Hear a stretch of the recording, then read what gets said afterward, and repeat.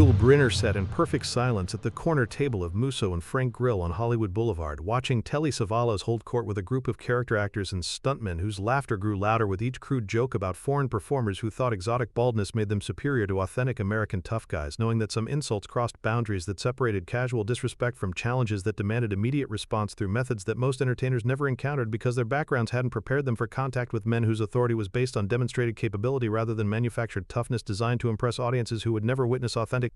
October 1963, 9:40 in the evening, when the legendary restaurant's dim lighting and thick cigarette smoke created an atmosphere where Hollywood's working actors gathered to drink away the frustrations of another day spent pretending to be dangerous while never facing actual challenges that tested whether their screen personas reflected genuine capabilities or merely convincing approximations that satisfied viewers whose own experience with violence remained safely theoretical.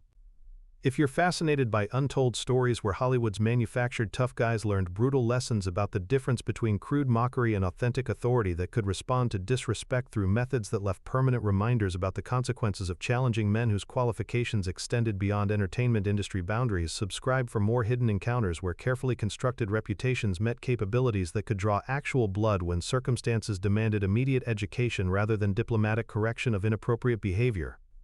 Musso and Frank Grill had served as Hollywood's unofficial headquarters for decades, where industry professionals gathered in an atmosphere that encouraged casual conversation revealing true personalities beneath carefully managed public images, though the restaurant's legendary discretion meant that what happened between its walls rarely found its way into gossip columns that might affect careers built on images that couldn't survive contact with unfiltered reality.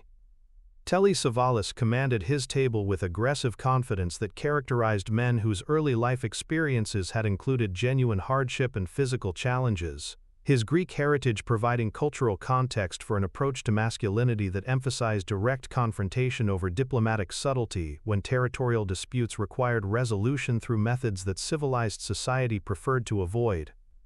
At 41 years old, Savalas possessed intimidating physical presence that made casting directors recognize his potential for roles requiring authentic menace rather than theatrical approximations of danger, his naturally bald head and weathered features suggesting experiences that went beyond normal entertainment industry preparation into territory where genuine toughness had been developed through circumstances that shaped character. His conversation had been growing increasingly personal and offensive as alcohol dissolved whatever restraints normally governed his interactions with fellow performers, whose exotic backgrounds made them targets for crude humor that revealed deeper resentments about industry changes that threatened traditional hierarchies based on familiar cultural references. "You see that bald freak over there?" Savalas announced with volume calculated to ensure his target would overhear every word of assessment designed to provoke response while providing plausible deniability about intentional disrespect. "Thinks he's some kind of king because he shaves his head and speaks with an accent that makes audiences think he's exotic, instead of just another performer trying to make up for lack of authentic toughness." The insult was delivered with casual cruelty that characterized men whose own insecurities drove them to diminish others as method of maintaining psychological equilibrium when circumstances threatened their carefully constructed self-image through evidence that their superior position might not be as secure as they had assumed. "What kind of real man shaves his head bald?" Savalas continued, his voice gaining edge that revealed genuine hostility. "In my neighborhood, only convicts and freaks walked around looking like that. But Hollywood makes him a king because audiences are stupid enough to think bald equals dangerous instead of just looking ridiculous." The assessment was accompanied by exaggerated gestures designed to entertain his audience while ensuring maximum humiliation for someone whose exotic appearance had made him successful in roles that traditionally went to performers whose backgrounds reflected more familiar American experiences. "I bet underneath all that royal mystique he's just another soft European who learned to look tough for cameras but never faced real violence from men who don't care about his reputation or his accent or his shiny bald head that probably gets sunburned like a baby's bottom." Savalas declared with satisfaction that came from successfully entertaining companions whose approval validated his assessment. The laughter from his table grew louder as Savalas warmed to his subject, apparently convinced that public humiliation would force his target to either retreat from confrontation or respond in ways that would reveal limitations underlying carefully constructed authority that couldn't withstand direct challenge from men whose qualifications were based on authentic experience. That's when the atmosphere of Musso and Frank shifted in ways that regular patrons would remember as education about the difference between manufactured toughness and authentic authority, and why certain men commanded respect through presence alone, while others demanded recognition through methods that never impressed anyone whose judgment was based on direct observation. Yul rose from his table with movements so controlled they seemed to slow time itself, his compact frame radiating focused intensity that made everyone in the restaurant suddenly aware they were witnessing something that transcended normal Hollywood social interaction and entered territory where genuine authority was about to be demonstrated. His approach toward Savalas's table was measured and deliberate, each step creating silence that spread throughout the restaurant as conversations died and attention focused on an encounter that everyone present understood had moved beyond casual disagreement into territory where permanent hierarchies were about to be established. "Mr. Savalas," Yul said quietly when he reached the table, his accented voice carrying controlled authority that made whispered words more threatening than shouted challenges. "I couldn't help but overhear your analysis of my appearance and qualifications, and I find your perspective both amusing and profoundly ignorant of what constitutes authentic authority versus manufactured toughness."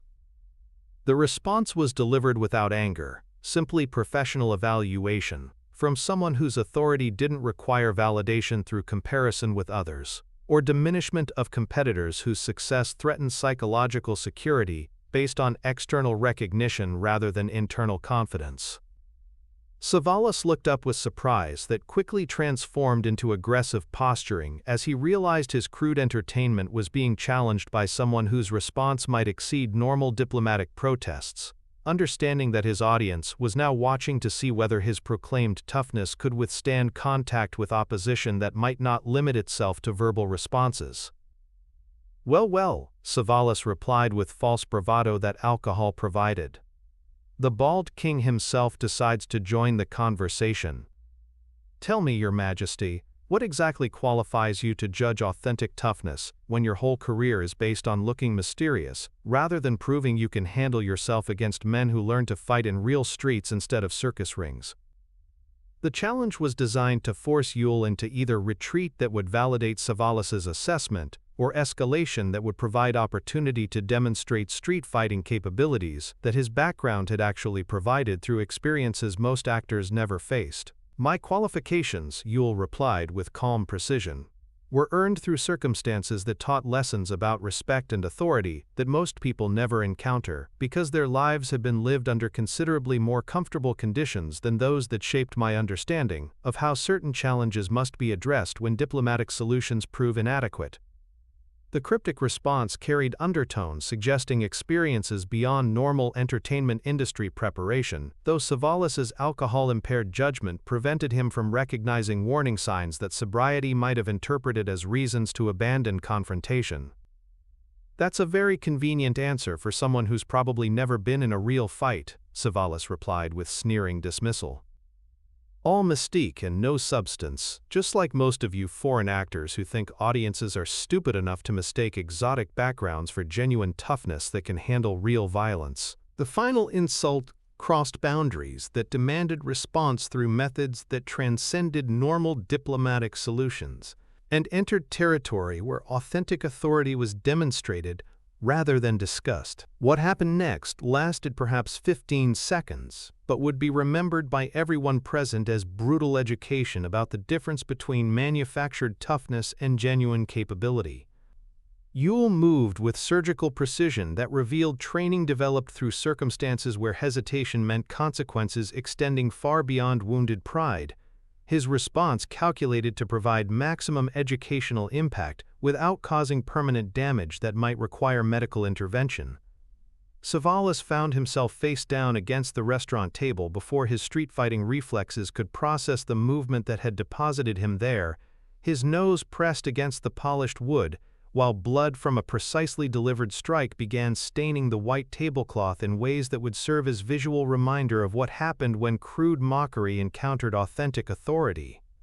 The technique had been surgical rather than brutal, designed to demonstrate superiority without inflicting injury that might generate sympathy, or provide excuses for behavior that had already revealed character flaws that no amount of street credentials could rehabilitate. "Mr. Savalas," Yul said quietly, his voice carrying controlled authority that made everyone understand they had witnessed something definitive. "Authentic authority doesn't require crude mockery of others to maintain its position, and real men don't attack people's appearance when their own capabilities are threatened by competition they can't match through legitimate methods." The assessment was delivered without malice, simply professional evaluation from someone whose authority had just been established through direct demonstration rather than verbal assertion. Savalas struggled to lift his head from the table, his face showing blood from nasal contact with polished wood and the shock of someone whose entire understanding of masculine hierarchy had just been demolished through contact with capabilities that his street-fighting experience had never prepared him to encounter. The Greek tough guy's legendary aggressive confidence had been completely neutralized, his crude humor replaced by hollow expression of someone whose manufactured menace had been revealed as inadequate when confronted by authentic authority that operated according to principles his experience couldn't categorize. "I suggest you consider whether your street credentials provide adequate preparation for evaluating men whose backgrounds include experiences that your training never provided." Yul continued with gentle precision that carried more menace than dramatic threats could achieve.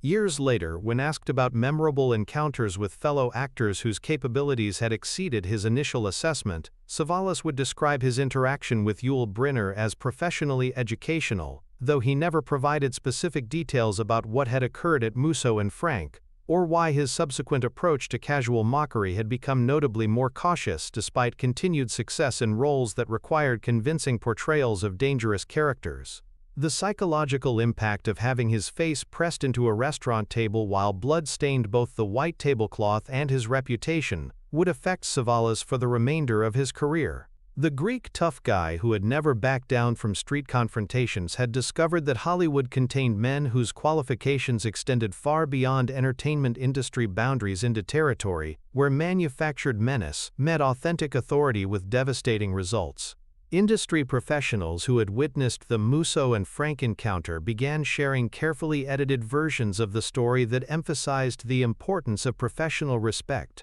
while omitting the specific details of how Savalas's crude mockery had been addressed through methods that left permanent reminders about the consequences of challenging men whose backgrounds included experiences that street fighting couldn't prepare someone to handle. The blood on the white tablecloth had been cleaned away within minutes, but the stain on Savalas's reputation for invincible toughness would never completely fade among those who understood that authentic authority operated according to principles that crude humor couldn't challenge without facing consequences that went beyond wounded pride into territory where physical reminders served as permanent education about the difference between manufactured and genuine capability. Directors who worked with Savalas on subsequent projects noted that his approach to interactions with foreign actors had become notably more respectful, as though he had learned through direct experience that exotic backgrounds might conceal capabilities that conventional tough guy credentials couldn't match when circumstances required authentic rather than theatrical demonstrations of authority, under conditions where diplomatic solutions gave way to more direct forms of communication. The restaurant's legendary discretion ensured that official reports of the incident remained minimal, but industry insiders who had been present understood they had witnessed something that transcended normal Hollywood social interaction and entered territory where fundamental truths about authentic versus manufactured authority had been demonstrated through methods that most entertainment professionals never encountered outside carefully controlled studio environments.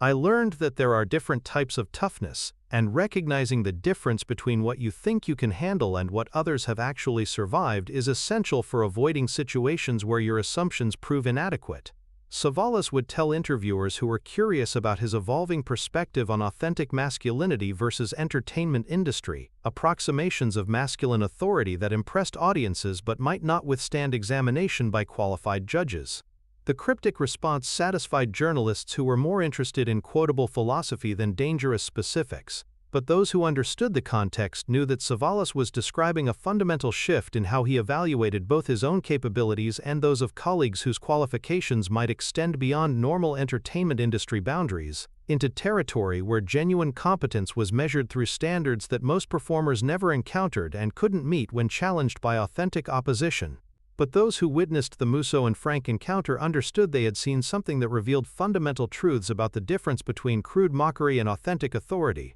and why certain demonstrations left permanent impressions that affected all subsequent interactions between men whose respect had been earned through methods that transcended normal social boundaries and entered territory where genuine competence was measured through results rather than reputation or carefully constructed public images designed to conceal limitations that became apparent when circumstances demanded practical validation of claimed